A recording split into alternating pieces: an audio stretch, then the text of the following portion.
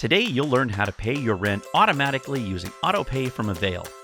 First, log into your Avail account and choose Payments on the blue sidebar on the left of your screen.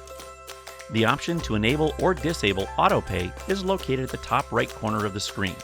Switch the toggle to the On position. Next, select the recurring payment amount you want to pay each month.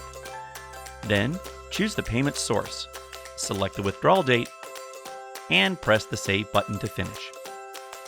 Once Autopay is enabled, the payment list will reflect each month as scheduled. After this one-time setup, you'll receive a reminder email the day before each payment withdraws. Congratulations, you've just successfully turned on Autopay. If you have any additional questions or experience any challenges along the way, you can reach the Avail customer support team by phone, email, or online chat. Details can be found below.